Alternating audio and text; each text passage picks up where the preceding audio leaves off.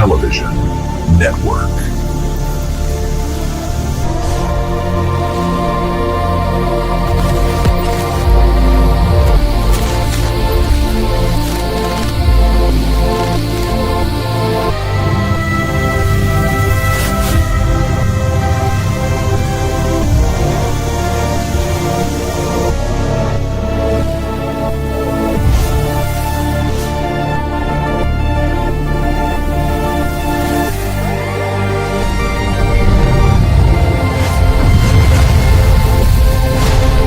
Dropping truth bombs.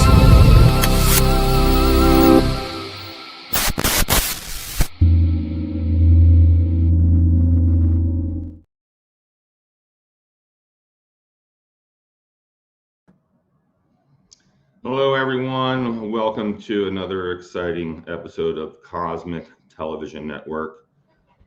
Today is a really special day. I'll get into that, but first, some non-disclaimers. Nothing we say or show you here is used to cure, treat, or heal any medical conditions. Please contact your medical provider for that. And if there's this kind of content, if you guys like this content, you can always follow me on Cosmic Disclosure on Gaia TV, the #1 show on Gaia TV, where I actually interview a lot of these people that you see here on this show and do events with. We'll leave a little brief description and a little link down below so you guys can follow me on that channel as well at Gaia TV. It's amazing setup they have over there. New faces every week that we interview. Just got done shooting, a dozen shows over there about a month ago. And yeah, you're going to love the new season lineup. For social networking, we do have, the Facebook page, the Cosmic Disclosure Alliance, and like-minded people. If you want to know what we're up to, then follow the Cosmic Disclosure Alliance Facebook page. It's pretty amazing.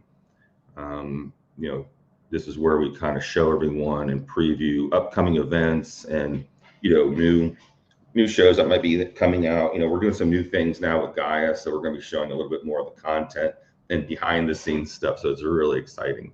And we do have some events coming up where I'm going to talk about during the show, actually. So I'm really excited about that. Now, our new website, we had to transition over to another website. It's called emerysmith.co, and Cameron can throw it up there. That's where you can find all your stuff, like your Aquafairy Nano Blue. If you don't know what that is, most of these solutions I have, especially the Nano Emerald Green, a lot of you know what I'm talking about because a lot of you watching this and followers understand what we make on these things. If you have questions about that, you can always write in to emerystarlabs@gmail.com and we'll inform you a little bit more. There's a lot of information on there. This is a type of Ormus water with a high concentration of nanoparticles, zinc, gold, copper, all the necessary elements that you need to get your body at the right voltage of homeostasis for your body to actually work effectively. Anti-parasitic type things. So antiviral, antibactericidal, antifungal, anti-mold. So this is really amazing stuff. If you want to dive into it, please contact us. We also offer a full body scan. Okay, this is one of the most amazing scans. There's only we only have a few units here. It's the most advanced nonlinear system scan in the world. We have over 4 million frequencies. We just need a fingernail sample or your hair follicle and a picture of your face. And it's about a 5,000 page report. It takes 8 hours to scan. You don't have to be here. It takes us about a week and a half to read it with our medical experts like myself and my wife, Darla, who's a registered nurse for over 35 years. We're highly trained in this. This is like kind of our life on the side of what we do. And a lot of these technologies that we have is actually going into the newer med beds that you'll be seeing coming out in 2 to 3 years. That's a whole other conversation, but it's here now. The technology is here. Getting it into a fancy device is secondary, but they got to make it look good. That's all I'm going to say. There's a medical disclaimer. Please be advised. None of this is all just for research purposes and testing. None of this has been approved by the FDA or any other governing body. All right, man, I know I'm probably missing some stuff, but we're going to get into that, shortly. We do have one of my, really close friends Yeah, I've known him for quite a while now. He's been on Cosmic Disclosure many times. Michael Herrera, he's known for his testimonies that he did in like 2023 of what happened to him in 2009 over in Malaysia. It's an amazing story. If you don't know about it, get on Cosmic Disclosure, get yourself caught up. Michael Herrera, he's all over the news. He's testified in Congress. He testified at the Senate Intelligence Committee, Senate Armed Forces. And then he's also part of the Senate Armed Committee, Senate Armed Services, and AARO. So he's coordinating work behind the scenes with Disclosure, has been for a long time. And, he's really up and coming with everything. He's working also with Michael Battista, which we're going to talk about in a second. And, I just want to say, hey, Michael, welcome to the show. Hey, it's good to be on. And it's Indonesia, not Malaysia. I mean, Indonesia. Yeah, sorry about that. But no, you're good. But yeah, so I mean, it's always good to be back. I know we haven't been on for a while. I know there's been some crazy stuff going on with both of our lives. But I mean, last time we shot an episode of Cosmic Disclosure was what, a year and a half ago? Yeah. Almost? So yeah, it's been a while. Yeah, it's been a while. Now we also have Michael Battista. He's a former Army Green Beret, former government contractor. He's the founder of the Psionic Asset. I know Mike works with him. He's also worked with Team Skywatcher as a Psionic Asset, bringing together special operations, discipline, field experiences, and consciousness-based UAP research. His work focuses on direct contact documentation, exploring the role of human consciousness, and which may play with encounters of non-human intelligence. And it's really important what Mike is doing, because everyone's out there, doing CE5 work, and I'm a big advocate of that. But before all that, in the early 90s, we were doing psionic work. And it's kind of been in the background. Like, what does the military do? How are they working this? How is the secret government contractors working, on contact? So it is a different dynamic, which we're going to get into today. Michael, welcome to the show. What's going on, guys? Happy to be here. Yeah, good to see both of you here on the same fucking video page. It's amazing when you get, some three, highly credited military people on here, officials that can talk about this kind of science. I have been getting a lot of questions about the differences, when I do. You have confirmation complete, B2. And he's getting excited. We're talking about psionics. He thinks I'm going to put that head thing on him, run him outside for a second. Darla, bring in the head helmet, please, when you get a chance. Thank you. Yeah, I got something to show you, So, getting back to what I'm saying is there is a lot of questions out there about psionics and contact work. I use a lot of different things when I go out under my Night of the Stars, and I incorporate all that and more. And what's really going to be fun is we have Mike and Mike coming to visit me in October 9th and 10th, and we're going to be doing a heck of a contact work out there. It's not posted yet because it's exclusive. We're not opening it up to the public, but we will open up to a few of you out there that are interested. You can always write into emerystarlabs@gmail.com. We'll be getting something out to most of the star watchers that have already been star watching with us in the past, many years. But we're looking into more of the information about that. We'll tell you. It's an amazing spot, because the spot is everything. And I don't know if Mike and Mike have ever done it that close to this facility in Nevada. Four different facilities, highly classified, that we have, authorization to go out there and do some really fun things. So, with no further ado, my first question would be, Mike Battista, go ahead and explain to us the Psionics program, and then Mike can jump in whenever he wants to, because I know you both are working on same projects. Sure. So the method I use is called the Psionic method. There's some overlaps with CE5 and a few other different things, but what I really like to bring forward is like a skeleton for others to really incorporate that into their own practices and this type of thing, because a lot of the stuff is going to be subjective to the user. Like what I've developed and what I've learned is directly from the NHI.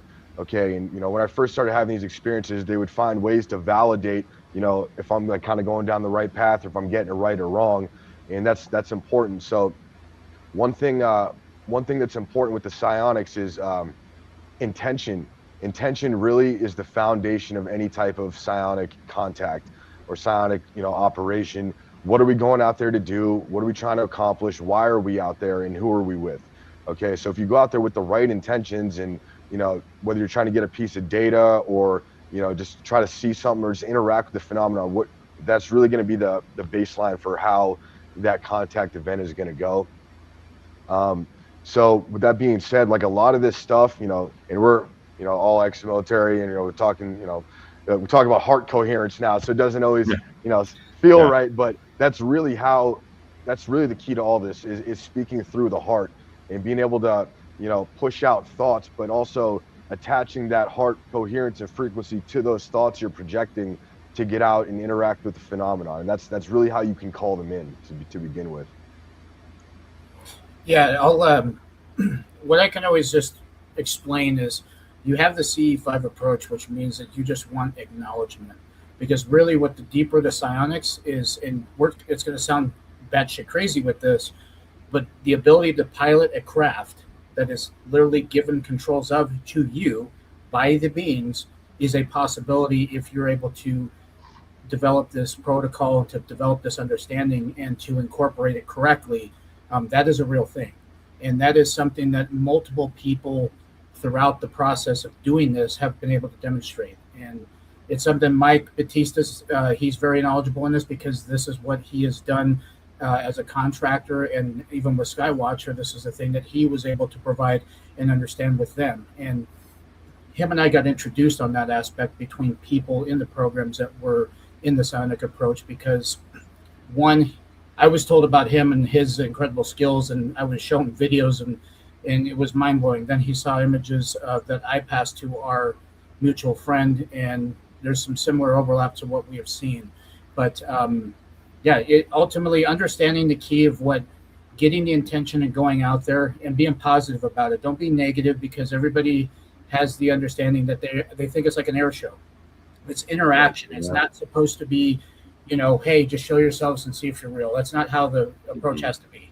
This is the right. I mean, that's something you can go out there and get that acknowledgement, but if you want to take it that step further, like there has to be a collaboration with the phenomenon. That's something that doesn't happen overnight. That's a relationship that has taken me years to build, to be able to get to that point where like they'll trust you to get in closer and kind of let you control the toggles. It's not like you're going over there to hijack their craft, but really in collaboration, being able to link with that craft specifically to pull in closer, or do some type of maneuver that's validating to what we're trying to research or experience.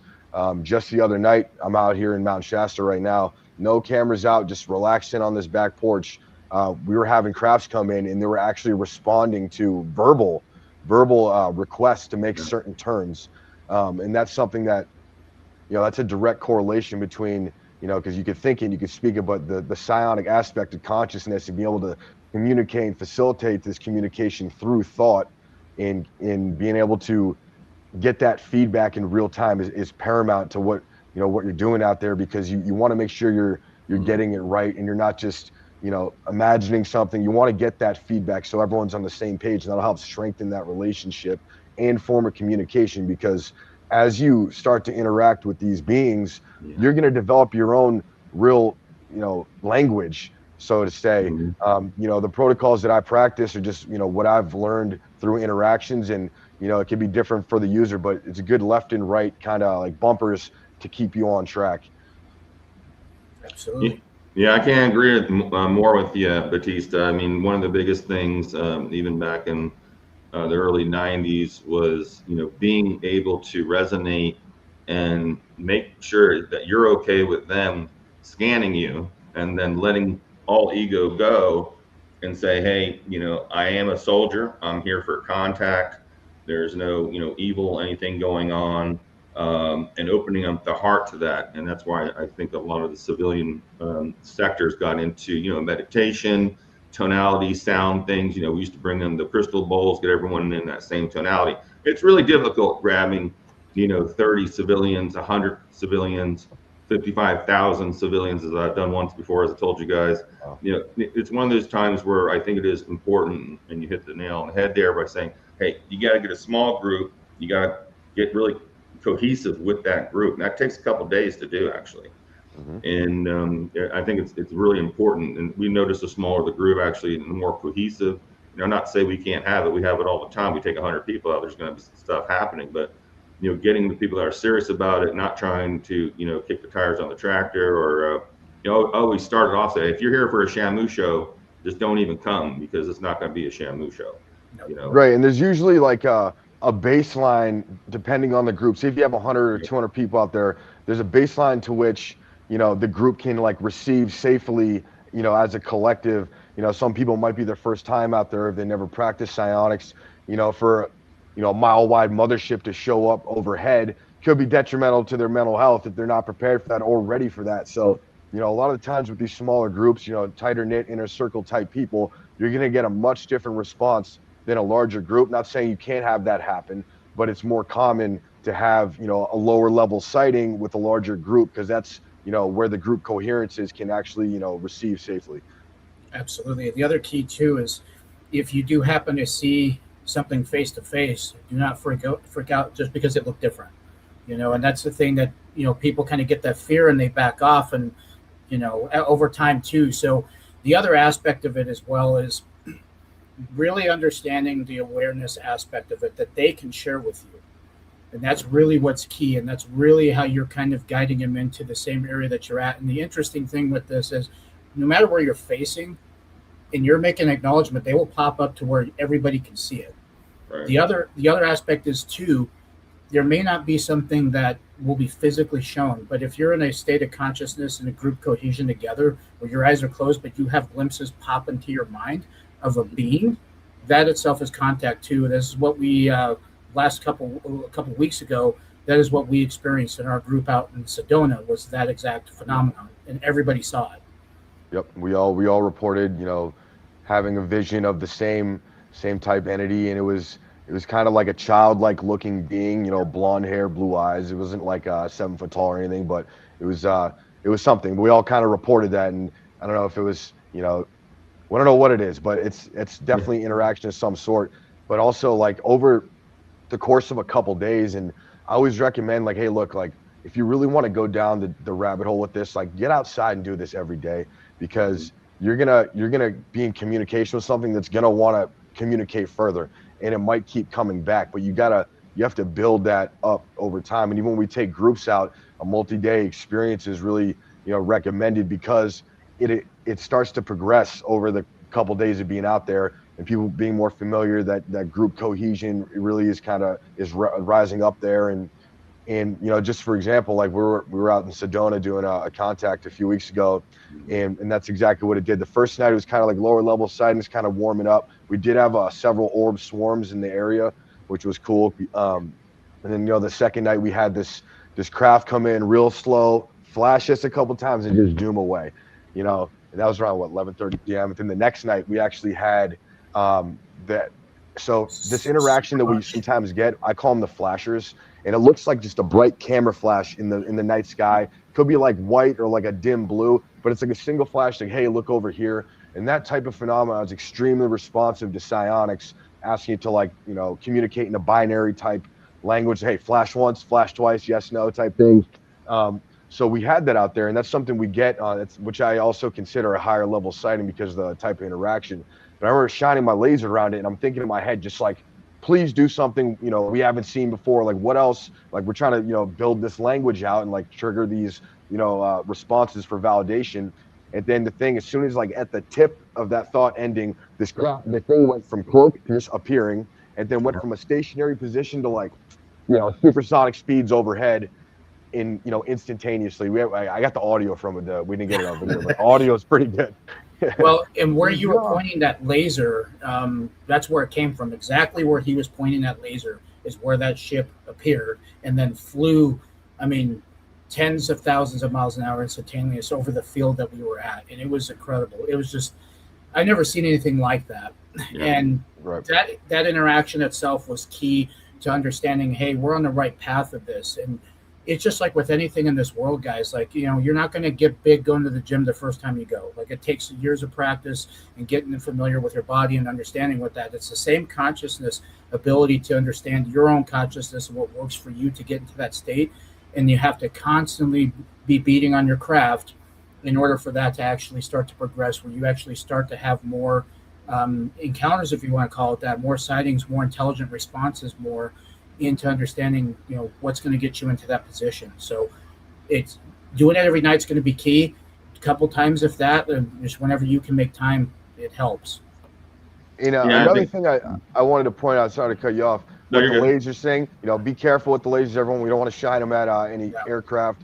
And, you know, that leads me into this, like, being able to identify what you're looking at is so important when you go out and do these sky watches. That's why you should have the flight trackers, satellite trackers. You want to be able to, you don't want to misidentify or, you know, mislead people by, you know, calling a satellite an orb or something. In my opinion, everything's a satellite until it's doing something that satellites don't do. So, you know, just be careful with that. Well, that's what we thought happened with the satellite that we thought, and then it changed direction. Yeah, it stopped and went the other way, right? Yeah, and that's like, that's not a satellite, but up there when you're looking at it, it looked like a satellite. But as soon as it shifted direction, it was like, oh, well, that's not one. Yeah. So yeah, I see a lot of that. We were in Shasta about 6 weeks ago too, guys, and I took a group out, you know, right there under Shasta. My friend's got a really beautiful place there. And there was, you know, definitely, of course, there's always satellites. And then, you know, someone pointed out, you know, when they say, oh, it might probably is a satellite, I said, well, it's an alleged satellite. I said, I want you connect to it and tell it to move in a different direction, and everyone can, you know, do that themselves. And immediately it took a right-hand turn and it started, you know, going in a square shape, and it started, you know, just doing all these zigzags, and then it kind of just went into a completely different direction. And it did it pretty slowly. And I think also I want to touch on these little packets of light that everyone sees, you know, these flash bulbs, we call them. As Battista said, you know, we see a lot of these. These are also packets of information that are being initiated through your retina to get not only your attention, but also to absorb information to allow you to be equipped in making contact through telepathy and through different parts of the brain. And this has been documented for, you know, 30 years that those packets of light actually have information in them. And you know, it's different for each individual. So, you know, you might have one part of the circle, everyone can see the craft, like Herrera was saying, and then no one else can see it because they're geared on that one little spectrum of area of information that's being, you know, sent down to the people that are trying to make contact. So yeah, I agree with all that. It's an amazing situation. There's always contact. It's the amount of contact with the amount of cohesiveness is key. Well, that's the thing with us. I mean, you know, I know we're not satisfied with what the government's been providing for disclosure, right? Which the cool thing I could say about at least what they released is they released one of Batista's videos as one of the information tranches that they dropped, you know. But that's the thing. First one. Mm-hmm. And that was the barbell, if I'm not mistaken, correct? That's correct. So this is a chance for everybody to bypass the government and taking disclosure into your own hands, so you can go under the stars and see for yourself and have interaction by yourself. And you don't need the government, you don't need us to tell you. You know, you can go out and experience it yourselves. However, what we try to teach people is the understanding of it first. But you have to get in tune with what you have to be clear-minded with it. You can't go, like I said, with the Shamu type of situation and just wanting an air show. Like, you have to have the clear intention of wanting to go out there. And when you do that, you're going to start noticing a bunch of different things start to happen, such as the flashers and such as different anomalies. So go out there and try it for yourself. Get into a good state of consciousness, i.e. meditation, and calm yourself. Get to where you can experience the awareness, and then you can start to see things unfold and pay attention. I mean, Mike, I mean, this is your bread and butter. I mean, you got better responses more than I've had in, you know, the last decade or so, but you know, he's pretty much saying the same thing. Well, I mean, one thing we always said in, like, you know, the program is look inward and look upward. Okay, like doing that inner work is so paramount, you know, for this. If you want to have interactions, like with other sentient beings in NHI, like you have to be prepared and ready to do that and right with yourself and understanding like the implications of doing so and what you're actually doing. You know, when I go out there to make contact, it's not just saying hi because we're in the neighborhood. We've been past that. We're trying to actually do something constructive with it and bridge this gap between civilizations, and it's happening among the civilian population. Like if we were, you know, the U.S. government was going to go visit another planet and we're monitoring this planet, they would send in pilot teams to go interact with the locals and build rapport. And I see that exactly what's happening here. Like they're bypassing the government and building, you know, reputation and rapport with the civilians, and it's you know, we're seeing it in real time all over the world. There's interactions being made with people all over the world, and it's happening every day. It's unavoidable now. It's imminent. Absolutely. And it's going to continue to progress even further. I mean, the more that people can get behind this and start doing it for themselves and having the results, it's going to launch this whole thing dramatically. And it's going to be to where, you know, there's some aspects of this that are dark, such as them trying to shoot these things down, and there's targeting systems that they incorporate with that. But, you know, obviously these beings have countermeasures to all of that kind of stuff because, I mean, they're hyper intelligent first and foremost. But again, you will see things that will be obvious to you that it's not a satellite, that it's not a plane, it's not a drone, and it's not a helicopter. And you're going to start to pay attention to what is, you know, human made, like aircraft or satellites. And then you're going to be able to pick up on what the anomalous type of phenomena is going to be, if it's irregular movements or flashers or things like that, you know. So identifying the proper things is going to be I think the hardest part for you. Everybody thinks that's the meditation and clearing your mind is going to be the hardest. It's not. It's literally identification is going to be the hardest for you. Yeah, and just leading off of that, one of the things I've noticed, you know, a lot of people who haven't spent a lot of time looking up at night and you know, being able to identify things off the bat. A lot of people will think, you know, if a plane is flying directly at you, it's going to look like an orb. It's going to look like a beautiful orb until it goes by and starts flashing. And then you hear a lot of people talking about like, oh, this orb turned into a plane and this plane turned into an orb. And, you know, in my 5 years out under the stars, I've been damn near out there every day. It's usually just a plane. Not saying like there's not man-made crafts that can, you know, turn into different things, you know, that, you know, Northrop might be doing. But, you know, it's super important. Like, you know, with the New Jersey drones incursions, I was out there investigating those drones with Skywatcher, and there was kind of like a mass hysteria around this. And now everyone's looking up for the first time, and everything in the sky is an alien or, you know, a spaceship or a drone. And it's just, you know, but you'll be able to feel that connection. If it's something exotic in NHI, you're gonna know it in your heart. That's the difference. Yeah, man-made stuff. I mean, if it looks like a craft and you don't have the connection, then that's a reverse engineer concept by piloted either by remotely, like a unmanned aerial surveillance system, or if it's something that, you know, you got a couple of Lockheed or Northrop pilots inside of one of those things, you know. So the connection is key. Have you experienced a lot of alien reproduction vehicles on your sites, and have they harassed you or kind of shut down the Psionic program when you're working it out there? I have had experience with that. You know, the NHI, the exotic ships come up on radar. It's what happens. And if you are doing this in a certain area and getting really good results, you're gonna be creating a signature, and it's gonna get, you know, noticed, and they're gonna send an ARV out to that area, not to scare anyone, but just to monitor and see what's going on, but also to, you know, see what's going on with the NHI. I've only seen it on several occasions, but when they do come in the area, you can hear a hum. You know, they definitely make noise, and they have different characteristics in an exotic craft, and they'll actually keep, you know, the NHI out of the area. They're not going to want to get in close with one of those over there. And I actually do have a video from a couple years ago when I was, you know, doing this a lot at my house, and which I don't do anymore. I'm never home, but you know, a triangular craft that looked, you know, to be exotic did show up at around the same time where, you know, the other one was supposed to show up. But the difference was this triangular craft had a light in the center of it. It had a light point on each corner as well, but, you know, you couldn't really hear it until it got directly overhead. And that's when it sounded like there was 18-wheelers like spinning in a circle around overhead. And then when the thing decelerated, goes, whoa, whoa, whoa, whoa, it sounded like a spaceship slowing down, like a man-made one. I remember so, like, all these exotic ones don't make any noise. No. Mhm. And that's the thing too, is like, when we were out in Sedona, we also experienced aircraft doing ISR because of the fact of what we were doing out there. So they'll have, civilian looking aircraft come fly in your AO and they'll be circling around. We had a Lockheed fighter jet.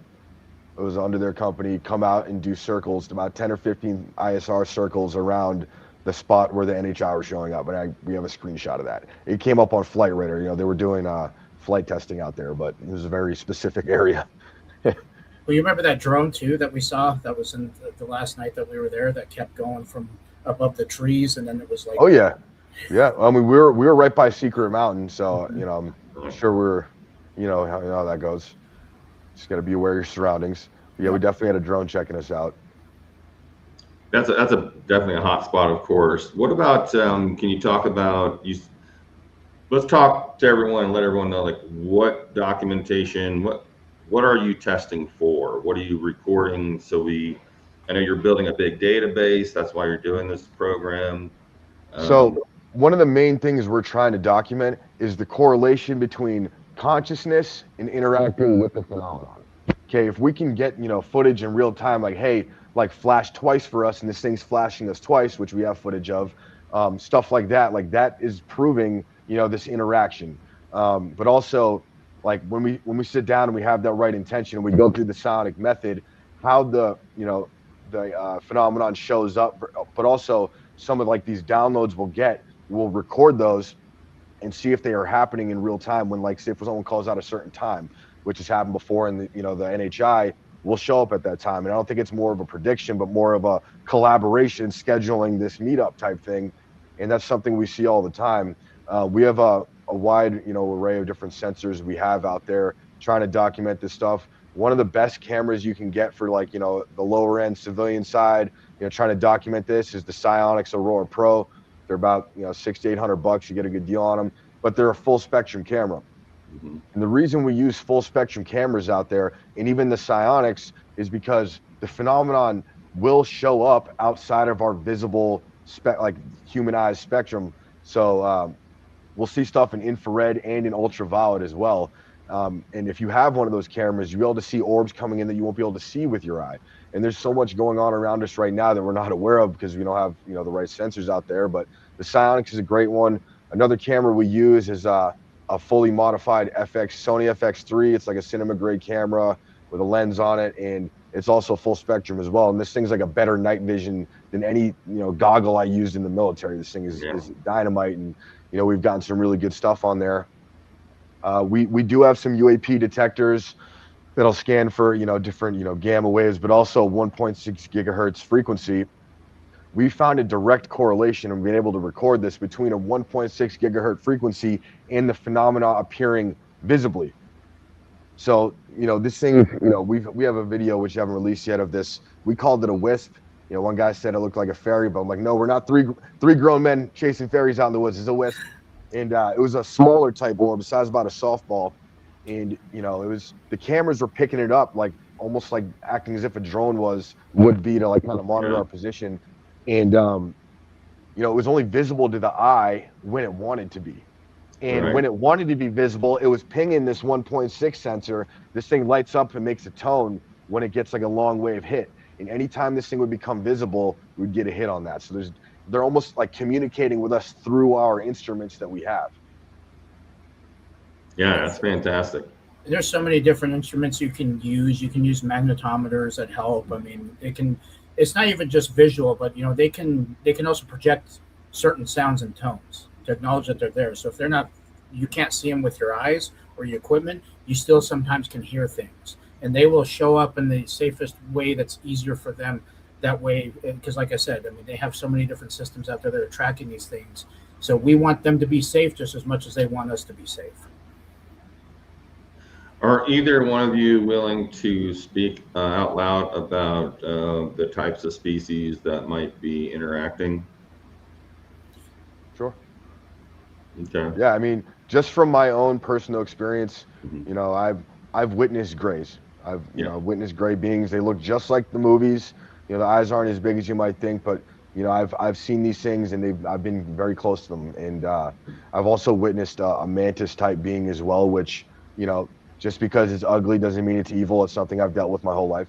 But I know there's been reports of like reptilian species as well as like these Nordics, the tall grays, and in an infinite universe, there's probably a lot of things out there. But as far as interacting with the planet, that's what I'm aware of.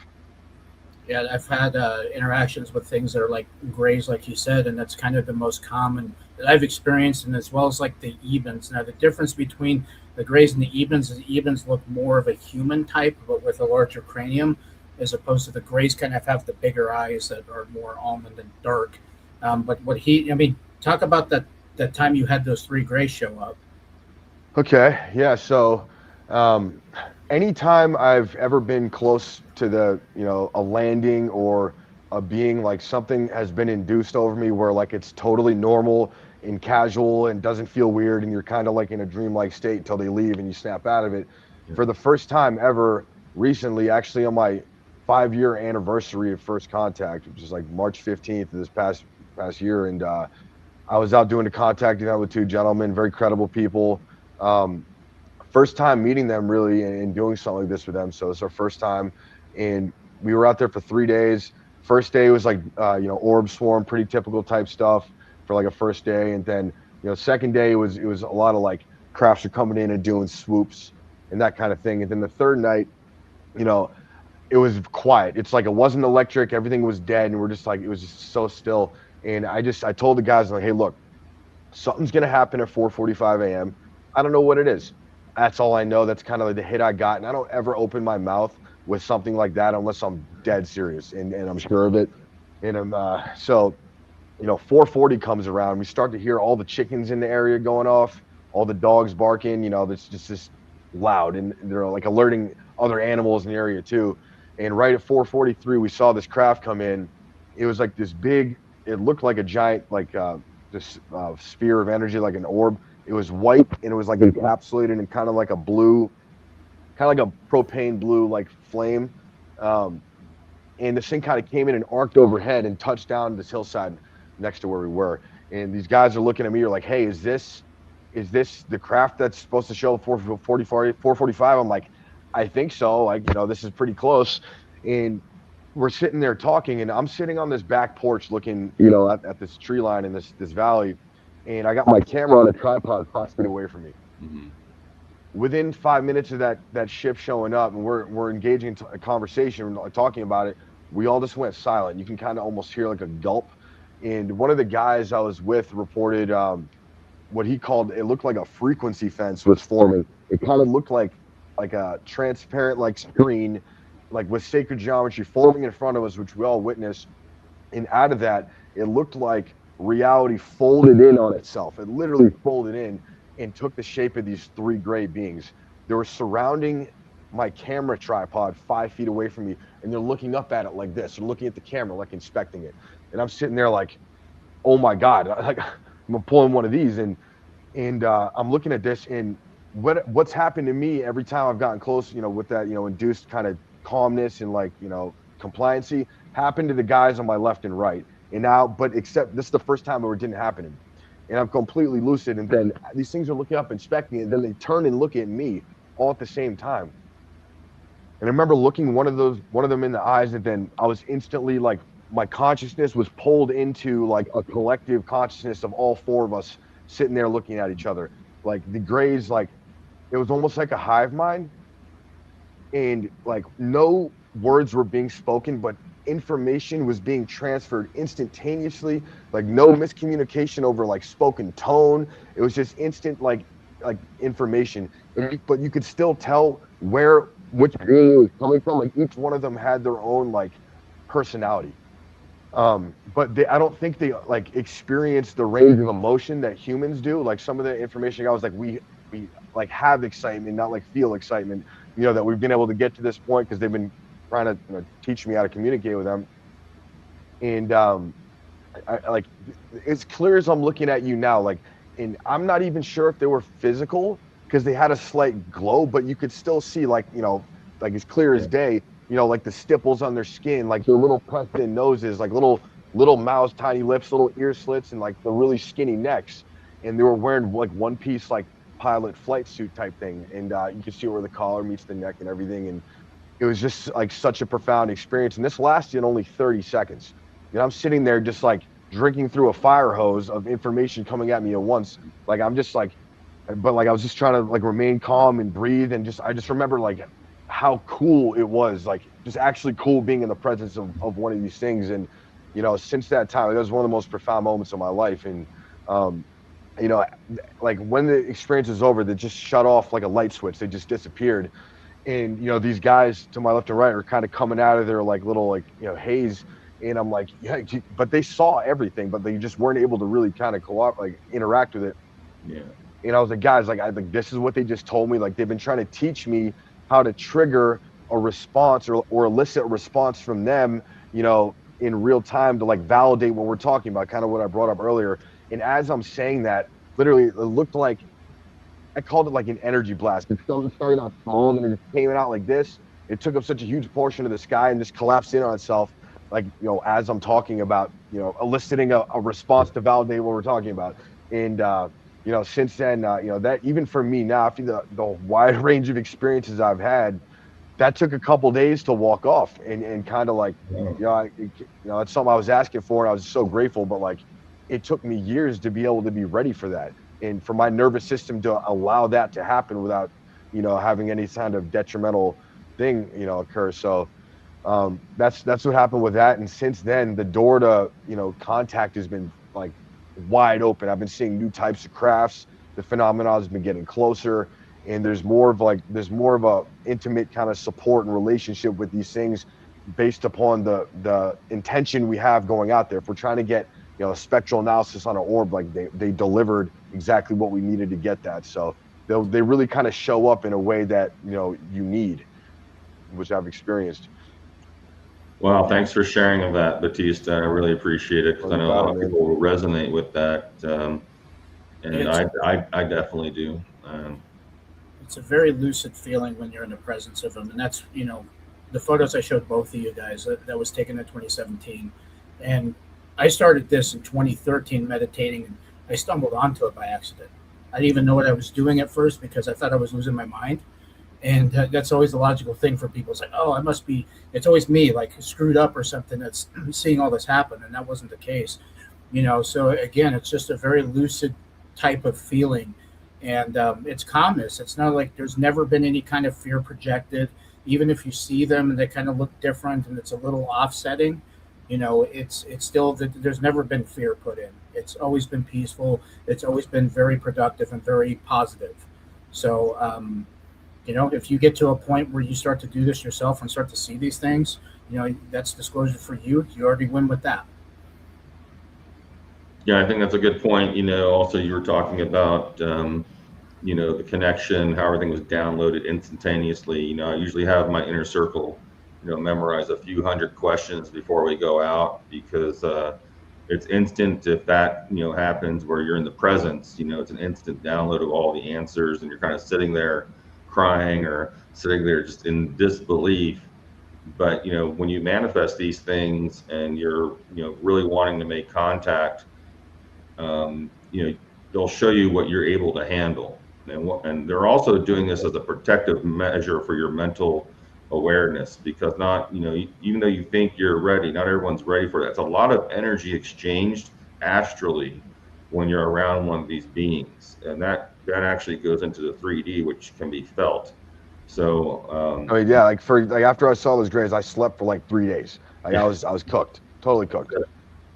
Yeah, there's many times I've been out on expeditions and either got too close to the craft or got too close to the beings and like short-circuited my nervous system. I was bedridden for 3 days, like you said, and it's just all the energy, because you want more. You think you can handle more information when you get really good at this, and it's not always, that's not always the case. Enjoy that moment, embrace it, remember what you can, write it down, record it, share with the group and your friends everything that happens, because they come home with you. They know your DNA signature now, and you're asking for it every night. Every night I meditate, every night I'm talking to them.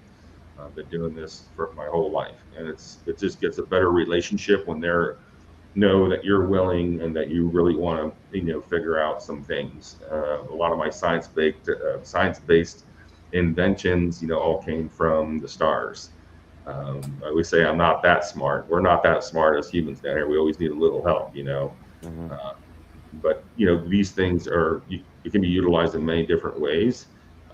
Whether just wanting to have a relationship is the great first place to start. Is show me what you're ready to show me. That's safe and effective for you to show me without endangering yourself and your species, because they are being hunted. We have a lot of different things, as you guys know, up there in space that are not, they're still suppressing some of the species. And different corporations are doing different things. Different governments are doing different things. Which leads me to my next question. Have you guys have any interference or been contacted by those that are a little bit more higher echelon that really would rather you tone it down a little bit, or are they embracing it, saying, hey, just go for it, we got your back? It's a mixture, because some of them, like when you're actively doing this, you'll see helicopters that come and buzz your presence at night. And this has happened with me and Greer, for example, when we were at certain places, Joshua Tree, which military aircraft cannot fly over national parks, especially over 100 feet on the ground. And this wasn't coming up in any kind of flight radar tracker or nothing, but we were, it was, you could see it, you could hear it. So you may have confirmations on that aspect of it to where, something like that will happen. I mean, nothing's going to happen to you personally. It's just more of like them trying to scare the crap out of you. And that type of behavior is really going to be isolated toward people who are out in the open doing this, like us here. Folks at home really don't have anything to worry about. I mean, I've dealt with the harassment. I've had Black Hawks hovering over my house. I've unfortunately, found listening devices. I've been followed and collected on, before it went public, and that's kind of the nature of the job that I was in. Unfortunately, fortunately, I haven't had to deal with that, in a few years now. But still, you'll see little acts of intimidation here and there. But Mike and I and you, Emery, like we're out there so much in the open. Like one of us disappears, it's gonna make us right. So, but I think for the most part, like especially in government, like everyone is really trying to get to the bottom of this, and a lot of people, have our best interests in mind and show the support there, and especially the folks over at Congress, they're doing their best to kind of push this out there. It's an inevitable thing now, and I think a lot of these people and these gatekeepers are just doing damage control at this point. Yep. Yeah, absolutely. We were Darla and I were in Siesta Key, and we were doing some contact work for about 5 days out there, very private contact work. And after the first day, we're only 60 miles south of MacDill, and they got a lot of other hidden craft coming in and out doing testing and stuff. But we were doing some contact work, and sure enough, the helicopter showed up right above us. And then every day thereafter, we would get in the car, and the helicopter would follow us everywhere we go for 5 days straight. So this was really just annoying. It was an intimidation factor. It didn't stop us for what we were doing, because you can still have contact anywhere. It doesn't have to be on the beach. It doesn't have to be, when you're connected, you can do contact work in your bedroom. You can do it on the top of a hotel. You can do it in a big major city. Of course, if you have big groups in doing that, it's a little bit more dangerous, but they're going to shut it down, or they're going to let it happen, because a lot of the stuff too is they want certain things to happen and take a truth of that, what happened to you, and then disinform it with another story. Yep. Oh, we were out here doing military training in the Gulf of Mexico that night. That we were just dropping, 10 billion kilowatt power, flares from parachutes, and all of us know what that looks like. And of course, that's not what happened. But it's nice to know that they are trying to cover up something, because it's great validation when these things happen. So it's not a bad thing. I don't think people, when they come and infiltrate, that it's a bad thing. It just actually reassures us that, okay, we're on the right track. We obviously turned some feathers up here, and they're watching us. And that's great, because, they're trying to learn too.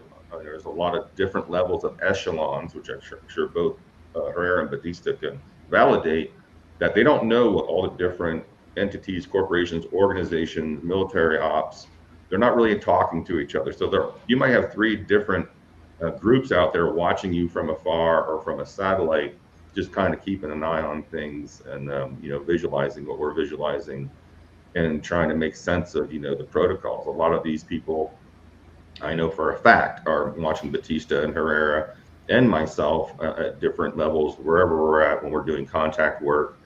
But it's not they're not trying to shut it down. They're just like, wow, this is pretty amazing that these soldiers, these humans can go out here and instantly get these guys to come. I mean, what we're doing is so important. Like this whole psionics movement and being able to be aware and conscious of things that are going on right in front of our eye, hanging from the tip of our noses. Like it's important. Like this is going to change the course of humanity, the work that we're doing here. And I'm happy to be a part of it and help pave that way, and at least be like a resource for other people to lean on, because these things are showing up whether you're practicing psionics or not a lot of the time. Like if you just look up, and people are having these experiences, and like I talk to like a lot of doctors and lawyers, and like they might have this experience, but they can't go to work and talk about it. They can't talk about it to their spouse, and they don't have that community to really lean on. And we're doing that work and building that structure and foundation to build that community, but also set up the foundation for what contact's going to look like in the next 10 years. We're building that structure now to be able to receive that level of contact.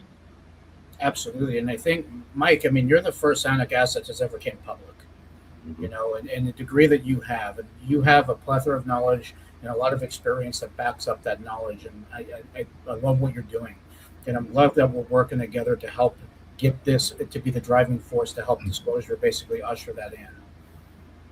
Yeah, man, I appreciate it, dude. And just like I said, just going back to how important it is, like it takes a lot, even for me to like talk about this stuff. It still weirds me out sometimes when I talk about it out loud, but it's just, it would be a disservice at this point if I were to just keep quiet and let this happen and not let the world know.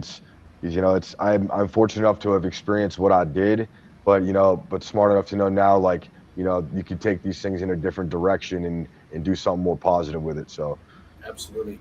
And that's the thing is, like, I had a closed mind before 2009. Like I used to make fun of people that believed in this stuff, and it's like 2009 happened, that event, it completely turned my world upside down. And I think that's the reason why I started when I was getting the meditation, that I was able to start doing this, so if you have a closed mind, you're not going to be able to get the results that you want. There's a famous saying that says, whether you think you can or you can't, you're right either way, so if you have the intention and want to do this and want to learn, most importantly, that's the first thing I would usher anybody to understanding, is that you have to go wanting to learn. I don't have all the answers for this. I know Mike doesn't, but this is the thing with both of us. We're spending time out into the stars looking at how to do this more effectively and how to get more breakthrough results, but also have the face-to-face contact and actually learn something about them. But the thing that they also do is they teach you about yourself. That's the most important thing. Yeah, and you can't hide anything from beings that are telepathic. You can't go out there and pretend to have a good intention where you don't. Like, they're gonna assess every atom and string of DNA in your body, and they're gonna look straight through you and be able to pull out everything that's not favorable. And that's why, like, you have to keep an open mind and open heart to these experiences, because you can't lie in the thought.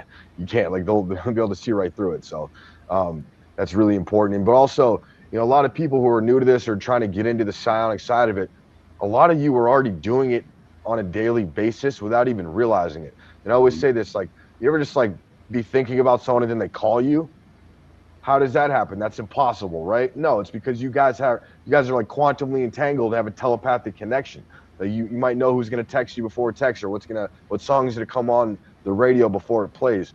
Those are little glimpses of like what's under the like umbrella of psionics that, if you're more conscious and aware of it, you're going to be able to, notice it more. It's going to be happening more. You're going to grow that part of your brain where, the telepathy and that psionics is responsible for. there's the other aspect of it too, is intuition. Like if you have a feeling, and I'm talking about a strong feeling that something's going to happen. The other day I had a feeling like I was driving. I'm like, oh, I'm gonna get fucking pulled over today. And what happened? I got pulled over. And it's one of those things. It's like you start to kind of like play that game of like, where is the cop hiding? Like getting into the understanding of like figuring out where state patrol or where the police are going to be. You have that intuition. All of a sudden you pull up and they're right there. You know, it's just one example. But like he was saying, that is intention. When you're having those thoughts, that is what intention. So you if you're in a negative position, like you people always think like, oh, well, you know, I my life sucks and this is going to happen to me. And then what happens? It happens to you. Or you could be the positive aspect and say, you know what? I have a good feeling that this is going to happen today. And all of a sudden it happens. Like that is what intention is, guys. Yeah, so, it's happening for you instead of to you. Exactly. And it's an experience either way. So you have to be mindful of that. If it's negative, it's going to happen. If it's positive, it's going to happen. You have to keep focus on the positive. Yeah, I'm glad you said that, Mike. That's what we teach here, you know, with our team and stuff. As you know, you're manifesting that future of that day when you wake up in the morning. You know, you're gonna be the black wolf or the white wolf today. You know, and you're gonna have thoughts come in all the time, but you have a choice at that moment to turn that around and say, yeah, that happened, but this is how, you know, it's gonna end by the end of the day. You know, alchemize it. What was that? You can alchemize it. Yeah, absolutely. And it's here. It works. It definitely works. It's all about the attitude and about, you know, projection and hyper focus too of, you know, how bad do you want that, you know, that deal, or, you know, not to be pulled over by the cops. You know, I utilize all that my whole life. I don't have any tickets. I have any tickets in price. Well, I know Mike likes to drive fast. You saw his car. Yeah, that was the thing. Is I never get tickets, you know, because the cop pulled me over because I launched from a light. I've got an Alpina B6. Emery, you've seen it. You know, you rode in it.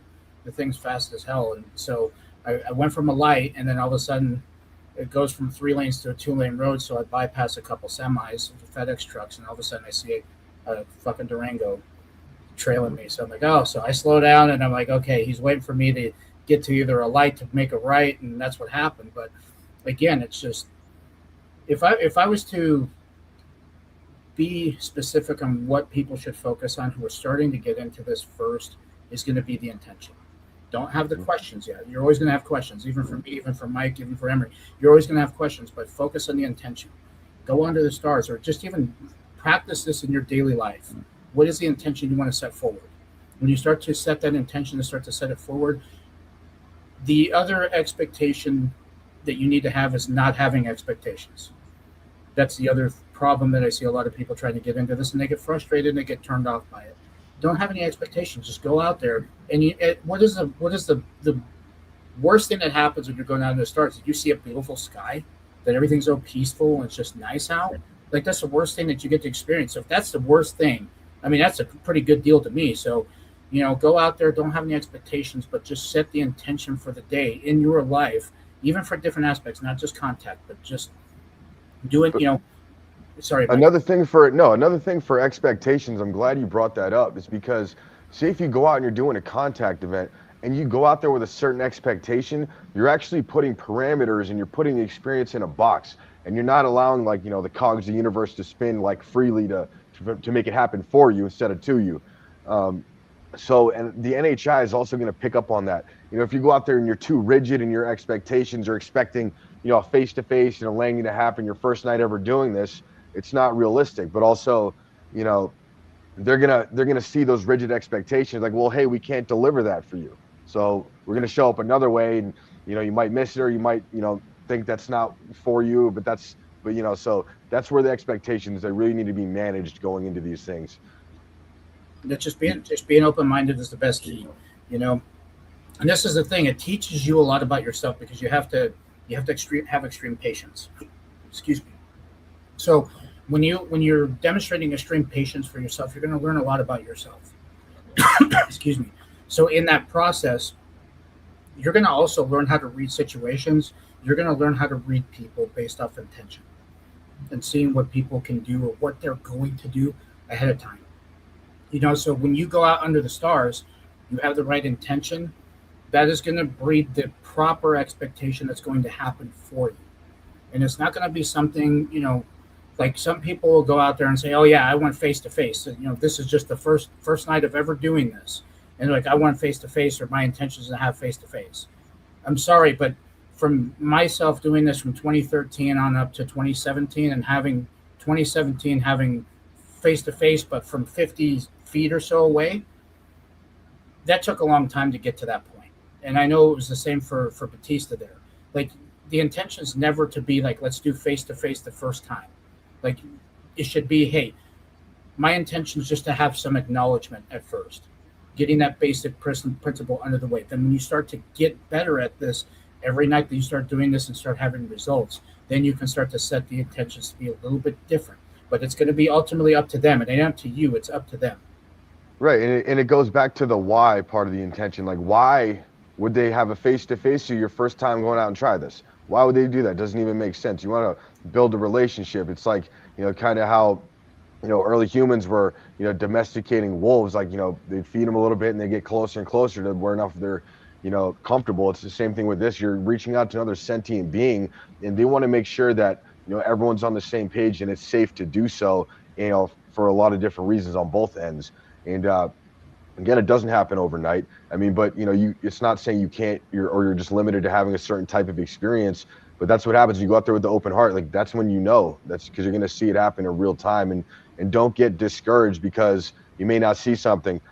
There's a very high chance there's something above you that you just can't see, and it's not showing itself right away. Because again, you're being assessed. Like, do we even deserve to be in the presence of another sentient being when we're shooting each other on the planet, or we're blowing each other up? So it goes down to that, and but also thanking them when they do show up, because they don't have to do that.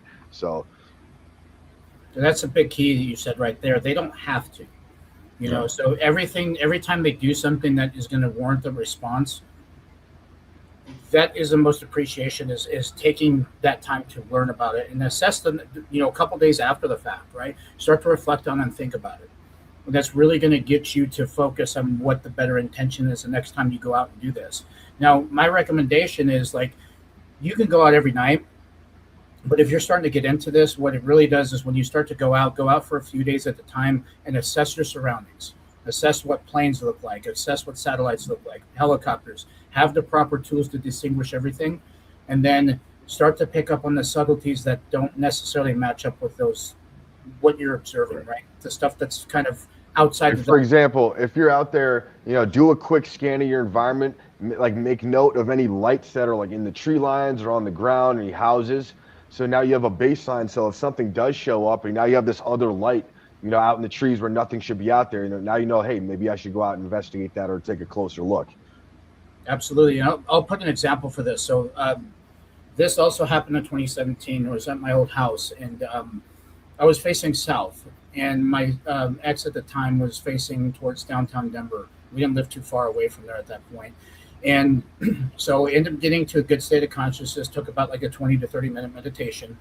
And then off in the distance, it looked like one of the streetlights, that kind of amber color. And except, because I could see where the other streetlights are. That was the reference point right there. But then the difference is that this same color was moving behind the trees. And then it got to a point to where it started to basically go to where the southeast was from our direction. So it got up and started, observing this thing pretty much in the middle of the street in our neighborhood. And then right next to it, a red one popped up, and they started to follow each other. So there's going to be different ways that this is going to happen. But again, like he said, you have to establish a baseline first of it. Now, the awareness aspect of it is going to be key. Getting your mind to be calm. You're going to have, when you get into meditation and having to relax your mind, you're going to have a million different thoughts pop up. It's good, acknowledge them, but send them off a little bit and just start to focus on the awareness aspect. Start to focus on, like, hearing the wind, for example, hitting the tree leaves and things like that. What are you feeling underneath of you? Are you feeling the ground? Are you feeling the chair? What kind of sounds are you hearing? Start to get to that awareness and then realize who is hearing that stuff, right? That's where the key of awareness is. And this is just what works for me, and I know there's similar people who've done this, but when I get into that meditative state, I start to visualize me seeing myself right above my head, and then I start to scroll out. And you can see the neighborhood, you can see the cars driving by with the headlights, going that certain direction. You can see the stoplights turning green color or red color, yellow, whatever it is. And then you start to zoom out and you can see your city. Then you can see the entire country. And then you can see the entire side of the planet. And then you can go all the way far out into the solar system and into either the galaxy where you can see it in its entirety. And usually what happens at that point is you start to feel a connection. You start to feel that something else is there. And when you start to focus onto that connection using that intention, then you start to project and basically marking where you're at on this planet in real time. And when you vectoring in their location. Yes. And that is basically how you're starting that. So when you start to vector them into your location, they will pop something into your head, into your mind, or into the consciousness rather. Hey, we're going to show up to basically the west over here. So what happens when you come out of it and you start to look around, and all of a sudden you look to the west, and guess what? Flash, or they have something that may be an orb, or it may be a materialized craft, or it may visually look like it's there, but it may be shifted into a different dimension, however it is. So start to kind of visualization is a very big aspect to this. And that is what's going to help you establish kind of getting better at contact, is that visualization. But it takes a long time to get this down, guys. Like, it's not going to happen overnight. You're not going to hit a home run your first swing. And also another important thing I'll add on to that is the patience aspect. Like, if you're over there jittery, you can't, you're too impatient, you want to see something now, they're going to make you wait. They'll make you wait all night. So, that's why going out there with the no expectations, kind of circling back to that. But yeah, like when you're vectoring in your location, what I'll do is I'll imagine like a beam of light emanating from my heart going straight into the sky as I'm zooming out and watching that beacon. And that's kind of like, hey, we're over here, and then they can kind of tune into your location and your frequency. Absolutely. And you hit the nail right on the head with that. Frequency is really what it is. And that's what happens with the intention. And because the human body, believe it or not, will produce certain frequencies as well through consciousness. So it's not the body doing it, but it's the consciousness itself that's projecting that. So when you get better at knowing how to project that, you're going to start to notice things that are going to rather either happen quickly or it's going to happen more frequently as far as contact goes. And like he said, like I said, like Emery said, the key to this thing is practice, but patience and no expectations. Those are the first three things I would do if you guys are starting to get into this. Yeah. And one thing I'll add there, it's like another like common misconception with practicing psionics is that you have to be like crisscross applesauce meditating like this. It's not entirely true. It does work for some people, but whatever you need to be able to tap into your flow state and achieve that higher level of like flow state consciousness. Some people do it through meditation like that, but for me, I could have music, my favorite type of music playing, and just look straight up at the stars, and I'll be able to achieve that. So really kind of have to find what works for you personally. On your psionics programs, do you have the group do any type of coherence, meditation, sound, or I don't know, anything to try to get them, hum and ohm, or would you do anything like that? Or? So it'll really be kind of tailored for the group. Group of my buddies who might go out there playing some Metallica, and we'll still get the same results. So, but we'll do a group breathing coherence exercise where we'll do box breathing and try to get all in the same, the breath pattern and try to get on the same page there. And we'll play like binaural beats and that type of thing that kind of works for the group. So like getting that baseline, but like if you're out there with your friends, if you're going out and you have some buddies or some friends, that group cohesion's already going to be there. If you guys have known each other for a long time, you're good friends. With people you don't know, then it kind of takes a few exercises to get that and make everyone comfortable with each other and resonate. And that's definitely key, is that group cohesion and heart coherence going into this contact. Absolutely. And the key to that, guys, is already the positivity aspects there. Nobody is like negative and, they're not bent out of shape for certain things. Everybody's feeling good. And usually when you get into a circle like that, the first thing we're going to have to do is set the intention. So what does everybody's group intention want to be, right?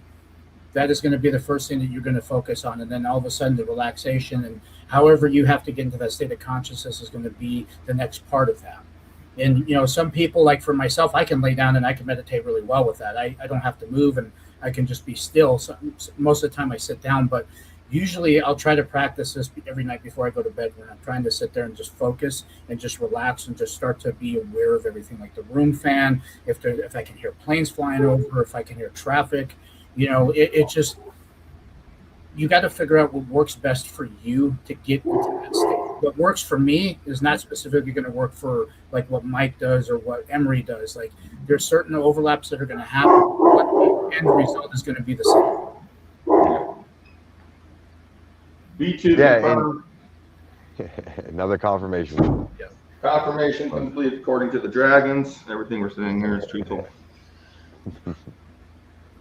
Yeah, Battista, you and haven't met my dogs yet, but they're not from around here. But I love see dogs. them here in a couple of weeks. Beautiful, man. Big fans. My dog is a lot of UAP contact experience too, and I think it's making him smarter, and it's becoming difficult to be his owner. He's a really smart dog. Like he is super smart. What kind of dog is it? He's a Belgian Malinois Dutch Shepherd mix. Oh, nice. Yeah. Yeah. Maybe he'll pop up in this feed at some point. Yeah. But no, he's great. But you know, he's good to have around there. You know, it helps my coherence. You know, having my little buddy around. But yeah, after we do the kind of the breathing exercises and the heart coherence, then like I'll ask everybody in the circle, like, what's your intention? What's your intention? And then I'll go back around, like, do you consent to do this, like to make contact tonight? Do you consent? Do you consent? And once everyone's on the same page, and then we'll go into like a brief, instead of like a projecting out period, we'll like a receiving period. We'll just kind of sit and like, you know, make note of any like downloads you get or any like sensations or that type of thing. And, you know, another thing that we practice once we're out there, once we go back in the observation phase, every anomaly that we're seeing, we're documenting, you know, time, distance, location, description, direction. And we're making a, you know, a whole catalog of these, you know, even if we misidentify something, and, you know, we're documenting all that stuff too. So now we can be able to develop a trend and see how the phenomenon is actually showing up, if there's any correlations there. But just from my experience over the last 5 years, I have a pretty good bead on what's, you know, going to be the end result, you know, by just like how they start interacting within the first hour, 2 hours of us being out there, whether it's going to be a landing event or just kind of like, you know, something, you know, farther away, depending on the group. But there is a sort of method in which they show up, and I would believe on their end, there's certain protocols that they have to adhere to, or prerequisites for, you know, the landing to happen or something else. So that's one thing to be cognitive of. That's great to hear. I mean, everything you're saying, guys, is just fantastic. You know, it's all about my main thing with these kind of things, and you guys know this, it's education of, you know, what this is about, how to get it done, and, you know, setting up programs so people can experience it, like we're going to be doing on October 9th and 10th with you guys here in Las Vegas. One of the other questions that we got in was, you know, what's the next step when you're teaching, you know, your team that, okay, we have a, you know, a craft that's, you know, landed 100 yards from here. Do you wait for them to, you know, present themselves safely? Do you have a protocol like, hey, you know, since you're running it, Battista, hey, I'm going to stand up, you know, do my work and see what they have to say? Yeah, we'll keep our distance, and there's at minimum a 2-hour waiting period before any forward movement is going to happen. We're going to sit there, observe anything that they're doing. They're going to sit there, observe anything that we're doing, and still, like, I don't, like, even if, you know, this happens to someone else, like, I don't recommend approaching a craft. No. Okay. I don't, if you don't have the proper protections, you don't know what the thing's, you know, made of, or, you know, it's harmful. Also, like, I wouldn't recommend approaching a being right away either, because there could be biological incompatibilities too. You don't want to get sick. So I would wait. I would, you know, typically wait for them to make the first move, and they're usually going to do it in a way that's safe, and, you know, they're, you know, much more aware of, you know, probably the implications that, you know, could be had there. So it's really just sit and observe, and if they want to interact, they're going to approach. And they're only going to approach if it's safe to do so for both parties. I don't think they're ill-willed, or they want to, you know, there's been cases around the world, like, you know, you get close to one of these beings and, you know, you get a bacterial infection or something. So yeah, you don't want to jump out of the truck and run up to it and try to touch it like Travis Walton. Yeah. Yes. Yep. Agreed. And that's might wake up a couple days later. Yeah, exactly. And they turned that whole story into a horror movie, you know, and he sold that story for, like, I think $2,500 back then. Yeah. To Hollywood, and they completely shifted it into something different. Yeah, he's like, Emery, that never happened. That's not really what happened. They were trying to save my life because I was an idiot and I ran up to it and touched it or something. Yeah. Thank goodness. Thank goodness, It's a high voltage system is what they're basically flying on, and that voltage is basically that kind of energy. I mean, you don't want to be hit by that. And you don't want to be exposed to any type of radiation either, which can be exhibited from some of these types of crafts. Plasma more than likely is where that radiation is going to come from, because that's what some of these things are not piloted, but function with is the plasma energy, right? And that's it seems like the propulsion system from a lot of these crafts encapsulate the craft in some sort of sphere or bubble that's outside of time and space, but there's still some distortion and residue. Like if you get close to you could be affected by that. So don't approach anything, especially if and again, these landings are going to happen in controlled environments. Like even if it's in a small group setting, like it's the people who are out there who are trying to make that happen and make everything have the best chances for something like that to happen and be prepared for. That's when you get those types of interactions. Absolutely. And this is the thing, like you're hyper aware during that situation, but they're even more aware of what's going on, and that's why they're a little bit more cautious, because they understand that it could be a double negative situation for them and for us, and that's what they don't want.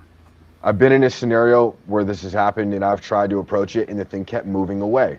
Like, hey, stay back. But okay, we get the picture. I'll stop that. Stop doing that. So they let you know. They're not afraid to let you know. Like, hey, like something's a little too different, or like they will let you know in that way that's going to be easy for you to identify that. Hey, okay, we got to back up here, guys. Or they may not approach because somebody kind of gets scared, so they kind of back off a little bit to be like, hey, like there's nothing to be really scared of, guys.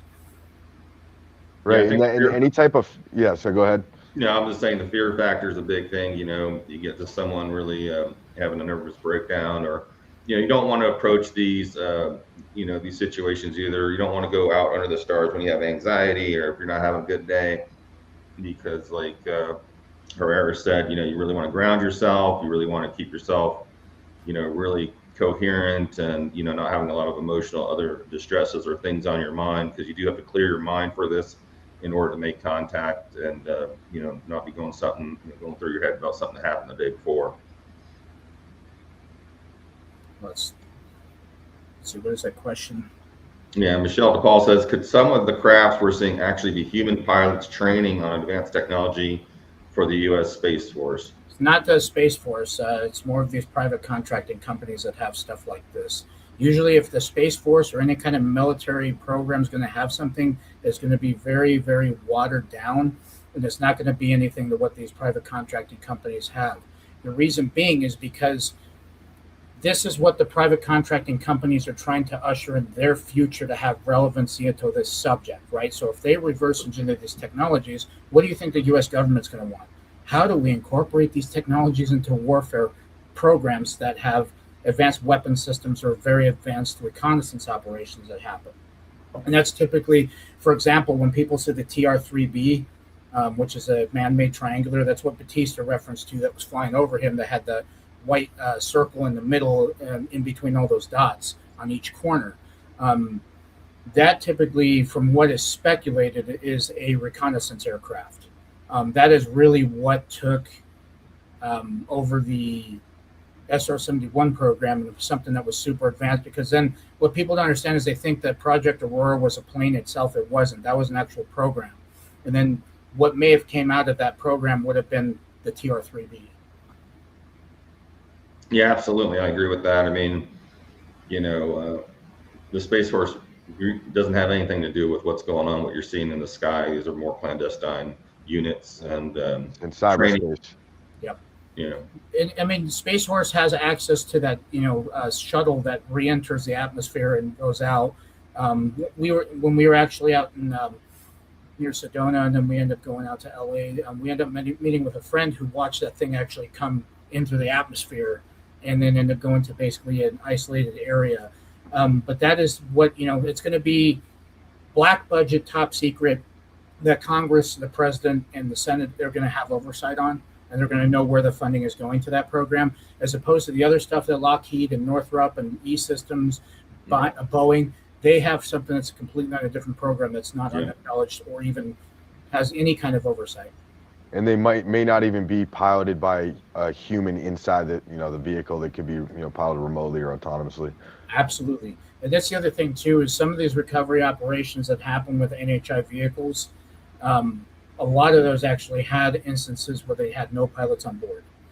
Right. That was told to me firsthand by some of these people in these crash retrieval programs that they've encountered that. No, absolutely. Many of the crash retrievals we've done there's no beings on board. And if there are, there might be programmed life forms, there might be clones. They're not operating on their own. There's someone that's actually operating them, or they're programmed for a certain mission, to go do something, to fly here or appear here.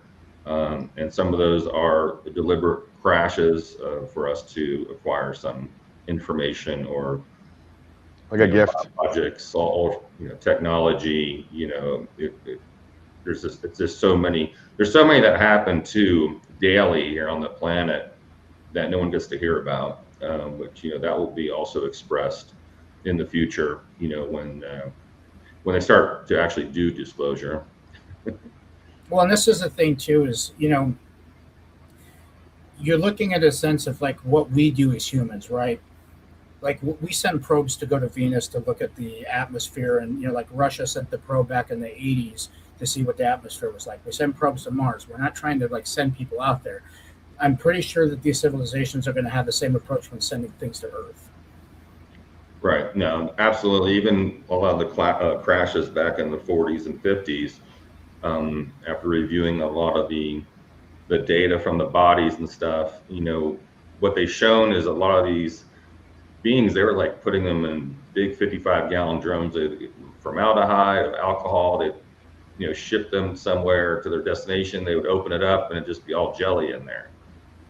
So they have a mechanism too to break down their bodies on a lot of these programmed life forms and other cloned individuals. And there are many ETs that actually have cellular security on their bodies, not to allow you to touch them, or it would kind of dissolve and break down the body. And that's why when I was doing a lot of these different types of tissue harvesting and testing, you would have to have the same energy of the being with an inoculation in order for you to get within 10 feet of it, not to accentuate their security breakdown method of not retrieving DNA from them or other energetic properties that we wouldn't be able to understand, or might even kill us most likely, or upgrade us in a way that's not appropriate at this time for upgrading. We're being upgraded every time that we take you guys out.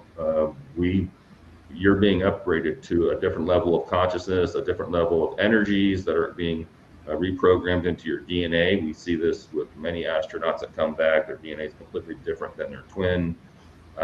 We see there's many changes that are happening.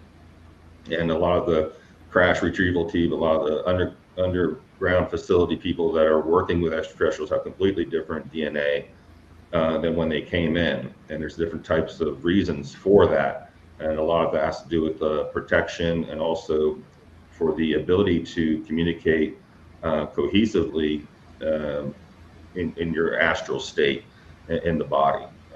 Not just telepathy, but other things that are being downloaded to you for the future, not right now, for when you're gonna need that. So it's really fun to be under the stars and know that you're getting upgraded, you're getting protected, and you're making a commitment. You're volunteering to be an ambassador for this planet and saying, hey, I am ready, I'm not scared, I don't want to be left behind, not knowing what's going on. What can you do for me? You can be very direct with these intentions when you go out. It's not an ego thing. It's like, I want to help you. And that's the other thing too, is a lot of people go out on these things asking for things, but once you ask them how you could be a service to them, okay, I don't see people teaching this, and this is another thing I teach my team, is what are you going to do for them? Are you going to come up with something? Hey, I'm going to be of service for a communicator for you. Why don't you, enter into my energetic field and look through my eyes for the day and see what we have to deal with. What do you think about that?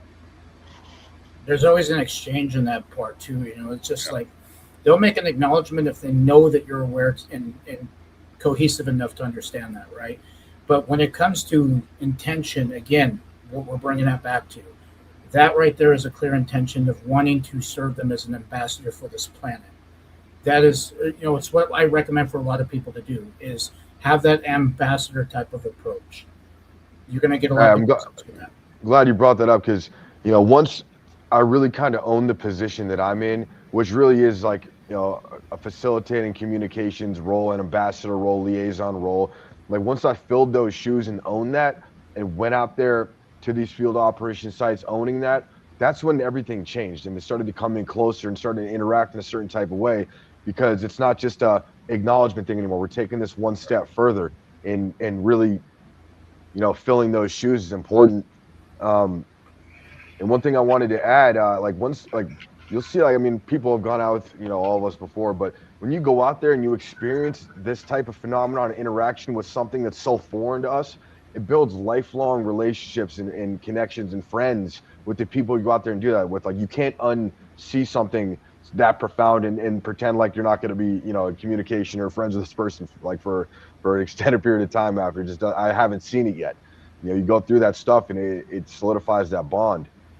Absolutely. Yeah, the camaraderie behind taking people out and establishing connections of like-minded people, you can't put a price on that, because it's forever. And it's like being part of a chaotic situation or a horrible event, and this is the opposite. You're having one of the most elation moments of your entire life, sharing with a few people that will never forget it. And that also builds another energetic rapport, frequency based, of people like-minded around the world thinking and manifesting the same thing. And it's great to keep those groups. And yeah, I'm not saying just keep it to a couple people. I mean, we're doing it worldwide right now, and that's why I have you guys on here, because this is the groundbreaking, laying the bottom of the pyramid right now and building a foundation of education for people and have the experience. So thank you for that. Herrera, you're about to say something. I totally spaced what I was going to say. But that's the thing is, that's what it was. If you guys are routinely going out and doing this with a group of people, try to stay with the same group, because you guys are going to be used to that understanding. You guys are going to have that cohesiveness every time you go out. So if you can form a team, it could be your family, it could be a group of friends that are into this, stay with that team and consistently. You can build it over time, but it has to be people with that same understanding and same like-minded intention, but also the desire to want to see a positive outcome, to be ambassadors for planet Earth, to reach out and contact and learn about yourself and learn about them. And the reason for that is, and not saying don't bring in new people to your circle that are interested and trustworthy, but once you bring in someone new who hasn't, maybe not at the same experience level, it's like you got to hit the reset button with the NHI, because now they have to integrate into the new group, and as not to upset the new balance of, that cohesion that, can receive the level of contact that you've been used to. Now I get the new person in there, it kind of resets back to level one a lot of the times. It's not always like that, but that is something that I've seen, is you kind of have to rebuild back up with that rapport.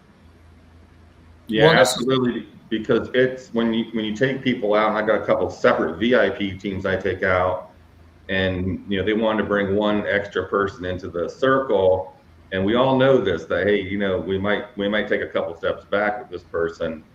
And I think that's great that you guys pointed that out, because it has to do with just not you making the connection. It has to do with the collectiveness of the energy. How powerful are you ambassadors together as one? Is a completely different energetic field that is seen on multiple wavelengths and in different quantum entanglement, because you have to understand this is not just affecting this dimension. There's multiple dimensions you're working on when you work with extraterrestrials, and a group of 5 people or 100 people that do this all the time have a different energy signature that is more, that usually is very important for them of, getting a message across that might be revealed, such as in an educational experience like this. Absolutely. And that's the thing too, is when you start to do this and you start to grind out nights doing this with the same people over and over again, what you're doing when exchanging information with ETs, you're building rapport. They're getting familiar with you. They're getting familiar with your intentions. They know that you're positive. This is going to allow them to interact with you more on a regular basis when you're going out there. So, and there's been instances where we've went out and you had people that were bad. I mean, hate to say it, but you have people that had negative intentions, and these beings don't want anything to do with that. You know, so one bad apple spoils a bunch. That is a very true analogy to when you're going out under the stars with a group of people. You have to make sure that who you're going out there with is going to be respectful first and foremost, but two, they're going to be understanding and they're going to be positive. Because it just boils back down to why would they even want to interact with us? Yeah. You know? Well, they're excited about it and they love the interaction. They're very thankful of that. You know, also, I think it's important to, you know, address them as you're addressing anyone else.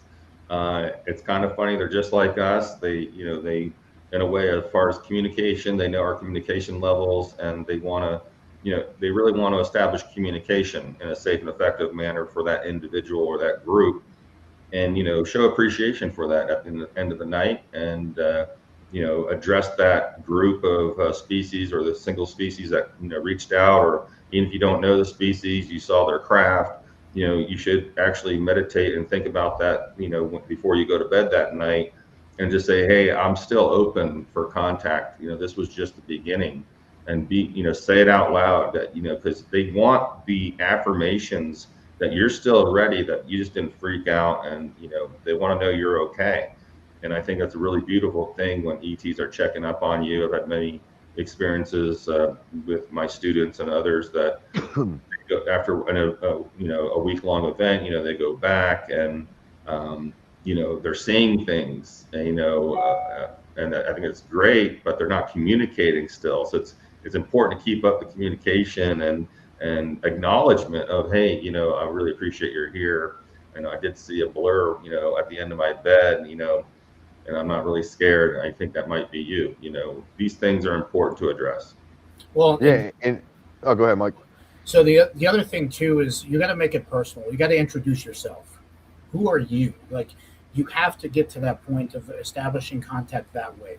Like, you want to make it personal. I mean, you don't go up to somebody off the street and just start, you know, without any kind of introduction. It's going to freak them out. I'm pretty sure it's the same way with these beings too. Like, if you make it known that your intention, you're respectful. Hey, I'm Mike. My intention tonight is I want to be an ambassador to establish contact with you. How can I serve you better? And how can I get us bridging the gap together between civilizations? And how do I further my own planet into understanding what contact is about? Yeah, and one thing I wanted to add that doesn't really get talked about enough, it's like, you know, after you say you go out there and you do see something with your buddies and your group of friends, like, the days after that, you're going to be processing that, and so is everyone in the group. So it's important to lean on each other and talk through the experience and get everyone's perspective and see, you know, who saw what, and just work through it, because that's going to help, you know, develop, you know, the validation for the experience you're having, but also it's going to open you up to more experiences down the road, because you're processing it, you're doing the inner work, you're acknowledging it, you're accepting it. And it's okay to want a further, deeper experience after that, once you've kind of, you know, made peace with what you saw and you can move forward. Absolutely. You got to, you know, it's like military. Like, you have to have like an after action report. Like, you have to document everything. You have to assess it, and you have to go through and realize what just happened, and let that be kind of a focus for the oncoming days of understanding what happened, because sometimes things will happen and you'll just be like, okay, but you don't really process it. So you have to take the time to really reflect and process it and understand it, so you actually have a better intention going out forward, whatever next time you go out and do that.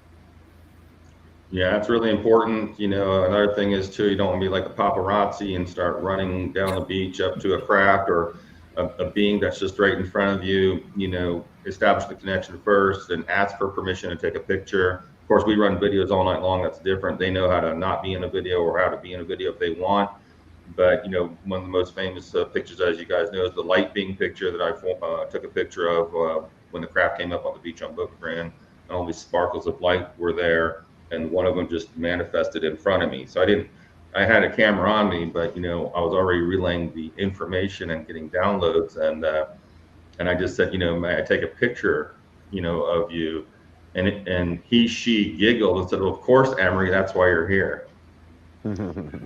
So they're really comical too, and they love the conviviality of music. I think it was funny. Batista's like, we're playing Metallica. During our breaks, we always play, EDC music or just a bunch of cool music or whatever, and they like to see that conviviality of everyone having a good time, laughing, joking about what just happened. And then after that 20-minute break, we're back in the hot seat. We're bathroom breaks done, you had your snacks, your granola bars, and we just danced a little bit, shined our lasers up like a bunch of fucking fruitcakes out in the middle of the desert, and now we're going to get back to it. So I think having the fun part of this is also not always being so serious. A lot of people come to my events and they're like so serious, like, okay, so how do I need to stand or sit? And I'm like, you're overthinking everything. Just relax. Let's follow the protocol, breathe.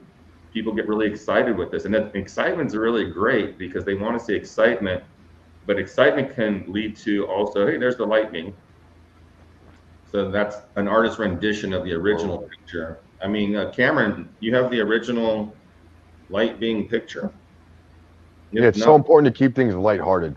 Yes. Yeah, that's exactly. I see a lot of people, I mean, they're so anxious to get out with us and do things, but really enjoy the moment. It's like you said, just relax and listen to the controllers. Listen to us. What we're trying to teach you, because it's really what you're taking back home is that foundation for the rest of your life, making contact. That's how important these things. When we get together, the three of us are getting together and doing a 2-night thing here. It's going to be 3 days long, but it's going to be really, really amazing. I'm really looking forward. And thanks, guys, for coming along to get this together, to do it. It's never been done before, especially in the area we're going to do it in. And we can't talk about it, but where it's going to be, it's of course not open to the public. Only we're keeping it to a very select amount of people because of the concentration of it. If you're interested in that, you can email us at emerystarlabs@gmail.com, and you'll have to fill out a form. And like I said, we'll probably be announcing some of the things later on in the week. I know Cameron's been working on that, so thank you, Cameron. Wow, yeah, so that's a lot of information. I like that everyone, a lot of good responses here. I know there are some, let me see here, some questions. Let me go around the questions thing. Okay, Lorella Gino 892. Many sightings have been while I'm out walking my dog. Kindly, any suggestions how to differentiate if what you saw on film was NIH craft or man-made UFO? Now I know you guys did mention, you're going to sense that, but I'll let you guys answer that. Well, Battista hit it on the nail with that. It's the feeling that you get when you're interacting with NHI or ETs. When you see something that's a reverse engineered concept, it typically will not have a consciousness associated to that craft that you can connect to like they can. So you'll feel the intention from them. And if you're talking about like getting video footage or pictures of it, if you're looking at what a craft looks like, well, it's going to be something like, and Battista, correct me if I'm wrong, but typically NHI or ET vehicles are going to be more pure form as opposed to reverse engineered concepts are more like a clunky machine that's like. Yeah, like it's almost like, they can 3D print a craft and it's like seamless. But also use your discernment the best you can. Like it's good to rely on feeling, but also trust but verify. Pull out that, that flight tracker app, the satellite tracker app, see if there are, a SpaceX launch in the area, stuff like that. Just give you better chances of not misidentifying something just based upon a feeling or something. So if you can take it a few levels deeper to identify using those tools, it will help. No, absolutely. I agree with that. Yeah.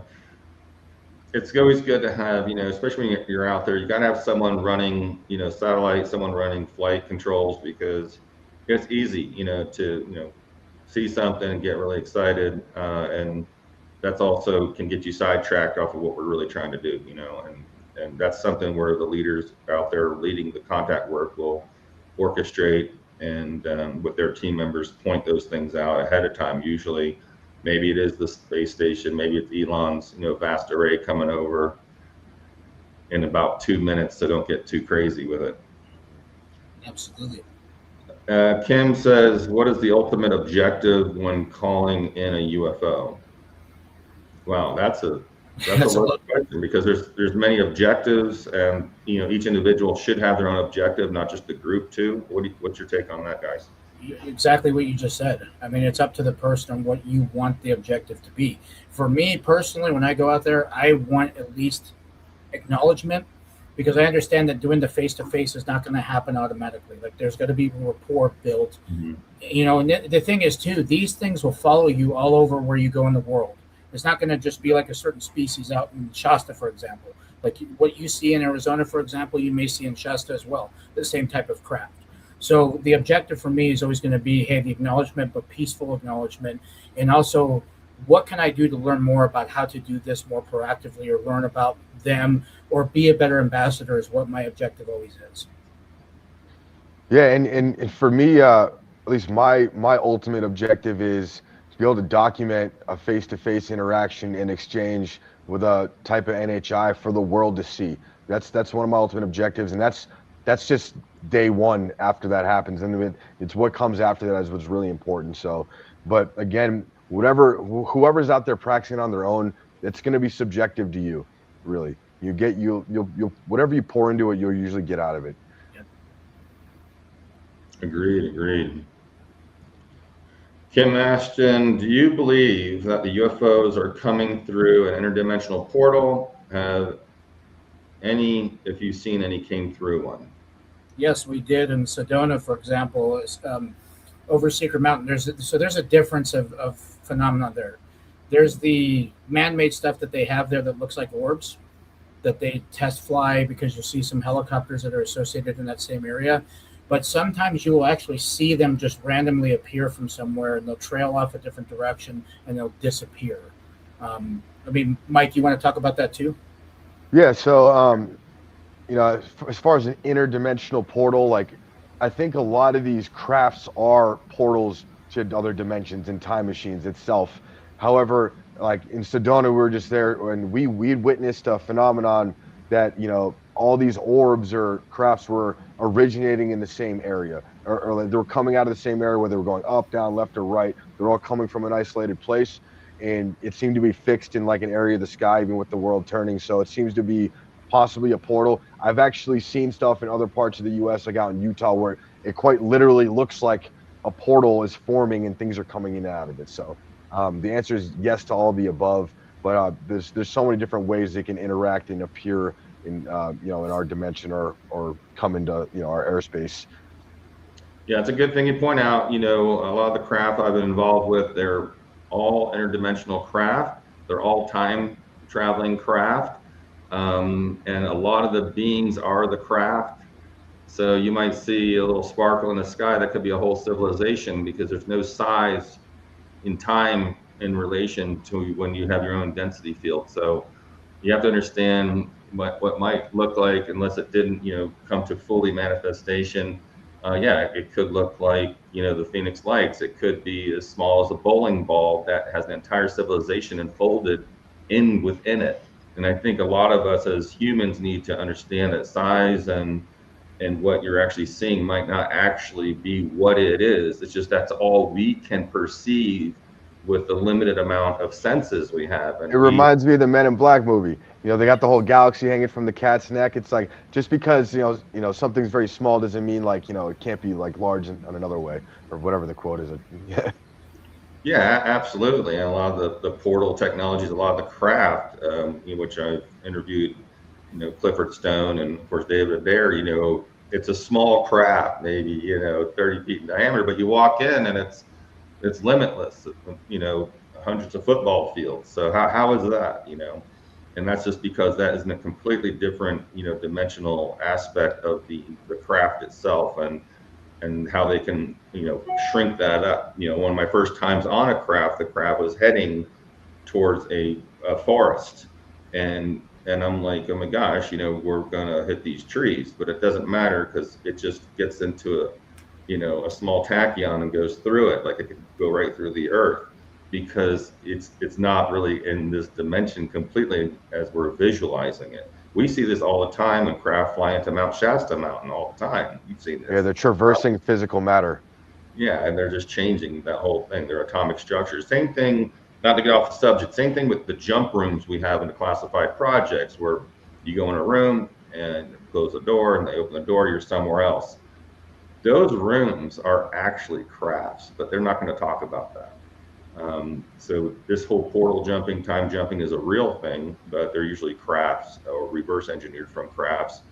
I mean, they still have maglevs and stuff like that, but that's kind of old hat. So the new thing is, you know, jumping around and getting to place A to B in these different crafts, but they don't tell the scientists that. You're just getting into a room and going somewhere. Have you heard of that before?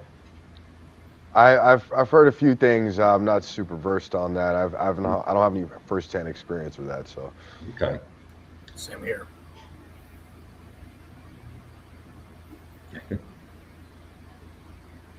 User YBT1B, is multiple versions of us in real and other universes or just made up? If so, then what is the purpose having so many copies of one person? You want me to answer that? I don't that's have a good more answer for that. So there's multiple timelines, multiple versions of yourself, you know. So you're actually working on multiple dimensions, multiple other planets possibly. You know, there's a thing that your entity of yourself is actually duplicated in multiple places, and you're helping each other out. And you might be maybe an extraterrestrial somewhere else. You might be, you know, but it is your energy signature. So there's multiple of your energies that spread across the galaxy and universe and other dimensions that you're connected to. And that's why sometimes you wake up really tired, probably because you were doing some other energy work on the other side. You know, maybe you're astral traveling, doing something. There's a lot going on in the quantum entanglement field, and time travel has to do with your DNA and the organelles of the cells that are always time traveling and jumping around and trying to, you know, basically trying to heal yourself. That's why we sleep, and that's why sleep is so important, and for travel, you know.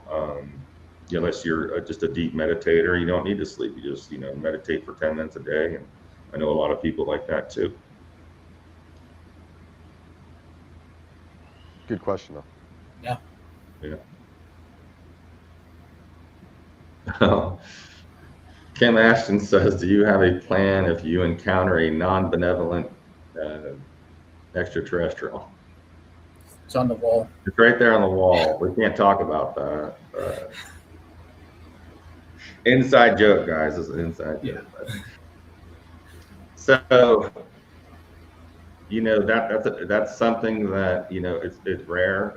It can happen. Definitely. I've been around these in the projects, but you know, anything, you know, you can sever that communication. You know, sever all cords. I sever all cords that don't serve my higher self. I don't want to communicate with this ET. You don't want to be connected to some, you know, other astral demonic entity that's not in your greater service. So that's something you have full control domain over. You know, if that were to happen, and, you know, do not engage, you know, is what we say. You know, we don't like to harp on these kinds of things of, you know, good and bad and all that, because for the majority of everything, it's about, you know, we're representing Earth, we're representing the liaison here of, you know, what messages they want to give to us, so we can help translate that, or, you know, show other people that, you know, we're not the only ones that can do it. And that's what I love about these guys here, is because they know that we can all learn this. They just, you know, recently learned this last couple decades, and, you know, this can be done if you're really gonna, you know, put the effort. You know, you have to be accountable also for what you're wishing for, what you're trying to manifest, for the greater good of humanity and survivability and the truth. You know, that's what this is all about. Being vigilant to, you know, yourself, your other mankind, and, you know, the planet. And you have a great responsibility, because it's not just us here on the planet. We have a lot going on this planet, on the inside of the planet, in the oceans. We're sharing this planet with all these beautiful creatures. That's why we are the Disneyland of the universe. They say we have so many species and creatures here that this is definitely a big science experiment. And we do have a lot of our own species here that it's hard with the different types of programming that has been done with religion, politics, gender, all of this stuff, and trying to get along. And that's the other part of disclosure. Like someone, I think, with Battista earlier, like we're still chopping each other's heads off. It's not a normal thing. There's many other civilizations that started just when we did that are human, and they're 1,000 years, light years ahead of us because they were not suppressed in 1899 when science started coming out with healing things, anti-gravitics, and ways to have more sustainable energy systems. So this is what's going on. But we have chose to be here at this time and do what we can to initiate further contact at a little bit more accelerated a rate than our higher ups would like us to do. But I do believe that everyone does want this, no matter who they are around the planet. And being a soldier and deployed many times, I don't know too many of the other side that really wants to be hurting each other, or I think for the most part, if people had a choice to have a nice life and not fight, that's where it would be. I'm not saying everyone, of course, on the planet, but well, just like humans, we all share different morals and ethics, and I believe that transfers into other sentient life as well. Just things may not have our best interest in mind, but we're still, if you're going to be in that liaison ambassador position, you're representing humans, so you gotta act accordingly and respect and understand these differences, and just have that discernment, but also cut off any communications with things that might make you feel uneasy. Because again, like something that may not be benevolent, there's still, I believe there's something probably protecting this planet from that. Something may have rights to this planet much older than we are, they're making sure that doesn't happen. That's what I would imagine. I agree with that. Yeah, that has been documented. This planet has been under attack. This planet, not just from species, but from meteorites, from solar flares, and they have documented, hey, this one solar flare was supposed to take us out. It did not. We don't know how, but we were blocked from it. There was a large density field on the side of the sun that took all the energy away. We know that they're looking out for us. This is a very— I just got goosebumps when you said that. Yes. This is a very special planet, and they want us to succeed. They know what we're going through. They once went through this too. So just because, most of the extraterrestrials that visit us are not from the future, they're from the past. So think about that for a second. So this is, just because a ET comes from the past doesn't mean they're at our level of consciousness and technological advancement. They're still way far advanced, more advanced than we are, because we are a new a new species in a new paradigm with this planet. So I think it's fascinating after speaking to some of these extraterrestrials that they were like, yeah, we're actually from the past.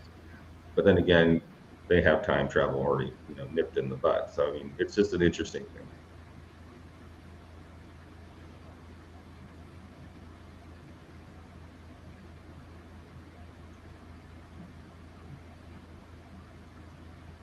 Well, I know we're closing up in here on the hour, guys.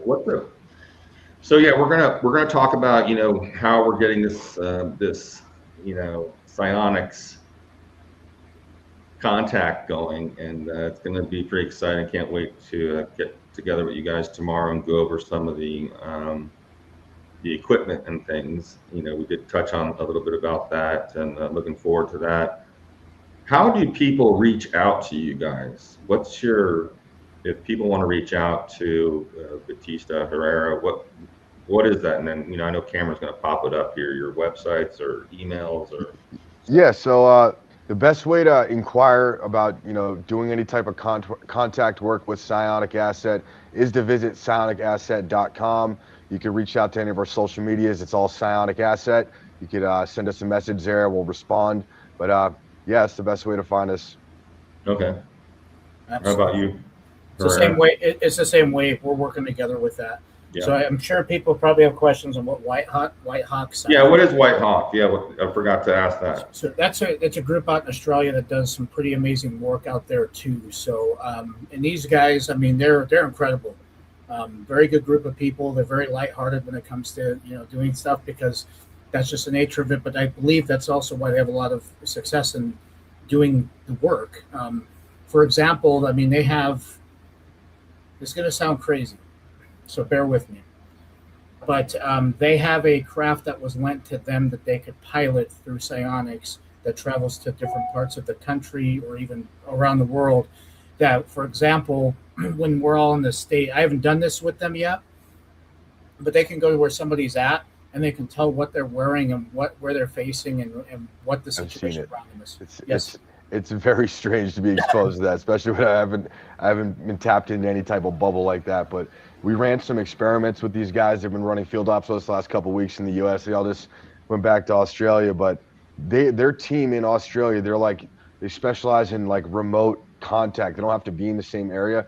I was circling a star with a laser where no one could see it. Everyone had their eyes closed, and there was people in Australia. The guy on the phone in Australia was like, "Hey, look, like, stop shining the laser at that star." I was looking, I was like, "Oh my God!" So there's definitely something to this, but yeah, they're able to like make a link, like a link lock with a craft that it was either created or like a training vehicle, so they can kind of learn how to develop the skills to pilot one of these things. And there's ways they've validated that, like, hey, look, we're flying by when you're going to see a green shimmer in the sky. And I have a very renowned scientist on the phone. He told me he saw this green shimmer, like, and he's in another part of the country, and very interesting stuff. I definitely say check those guys out. It's run by Troy and Jack. Peter and Troy, right? Yeah, exactly. I had a great conference call with them a couple of weeks ago, and it was funny because you guys are all linked to them, and it was just neat how that that synergy works together in the universe. And next thing you know, I'm on a Zoom call with these guys, and they had some phenomenal stuff like you're talking about, and I really love the techniques they're using. Mixed in with like some remote viewing kind of stuff. It's really fascinating. I'm going to have them on the Cosmic Television Network here in a couple of weeks, probably. They really want to talk about. Yeah, they're great guys, and I'm glad you guys know them to validate a lot of the stuff. Cameron put that all together. Thank you, Cameron. That was a really great time, and it was that conversation. If there was a fly on the wall, that was a deep conversation, and I'll see how deep we're going to go with that on the next Cosmic Television Network webinar here. But I'm really excited to work with those guys, and like you guys are all on the same track, and it's nice to have different assets in different countries, as you guys know. As soldiers, it's just great to have like-minded, really into it people that are just given everything they got in their life to get the education out and get the experience out. I think it's a beautiful thing that everyone's doing and coming together and working together and not having the ego of, oh, well, he's doing this, but we do that. I've seen that my whole life here. And it's really upsetting to see my colleagues talk about each other negatively, because that's not part of being cohesive. We got to get along with, everyone. And there's always ways to share each other's experiences and knowledge, because we learn something from each other every day. I mean, I do. Doesn't matter. We're all in this together. Yeah, I think it's a good point. This is all one, and we got to start acting like that, especially when you're getting people of high echelon like ourselves, military people and others that are out there that really want to get the right message out there and have everyone benefit from it. It's not an ego thing. There we go. Yeah, so right there. So you can go here and register you guys and get on their community. I think it's a beautiful thing. I definitely endorse it. I'm really looking forward to working with these guys in the future. It needs to go in this direction because, like Battista said, it's not just, hey, we're making, we're just letting you know we're here. This is an ongoing communication thing. It's an engagement on both sides, both ways. It's not a one-way message. This is something that affects everyone, because the future of this is preparing you for the communication and of how these species actually really communicate, so they don't have to dumb it down for us. It's kind of instantaneous, and you guys are doing a great job, and I really appreciate all that. Thank you. Thank you. We try to treat it as like a case study every time. Like we're just observing, taking notes, analyzing the next couple of days, and then, like Battista said, we're looking into the trends of what's creating certain things to happen or certain responses. So treating it like a case study, an open mind, and everything when it comes to responses is fair game, little or small, or big or small. Yeah, no, absolutely. Well, all right, guys, we're wrapping it up here at the end of the hour. Thanks for coming on and talking about what you guys do and getting people, to be, part of this. Everyone's looking to be part of something, and I think this is definitely going to be the new paradigm. Psionics is going to be a big keyword moving forward in society, and especially psionic security. And because it's not going to be any more, people running around with guns landing on beaches. Psionics is a way to actually heal people, and also a way to prevent, cataclysmic things. And I think it's, when people understand psionics and get more trained in this in the future, it's definitely what's going to be, out there. And I'm glad to have you guys on the team to, inform people what that is, and looking forward to the training, guys. Thanks for coming on. Thanks for having me, brother. If you guys want to reach me, you can reach me at emerystarlabs@gmail.com. Check out www.emerysmith.co. Don't forget to sign up for the Cosmic Television Network YouTube channel. That's where you can see things like that if you subscribe to that. And of course, we're going to have Battista and Herrera back on the show to talk about, what probably we'll do maybe a week before the event. We'll have you guys come on, and we'll do another little quick one, and then we'll do a recap after we get all the videos and stuff. I think that's going to be a lot of fun, allowing people to see this transition and what we're actually doing, and getting it out there. Brilliant. Yeah, it's great. All right, well, like I said, thank you guys. I appreciate you coming out here. We're going to do the right thing, and we're going to blast this out, and we're going to get a lot of people involved, and I'll be talking to you guys pretty soon. I want to thank everyone on the team here for making this possible as well, and looking forward to seeing you guys on the next episode of Cosmic Television Network. Have a great day, everyone. See you. Thank you. Cosmic Television Network.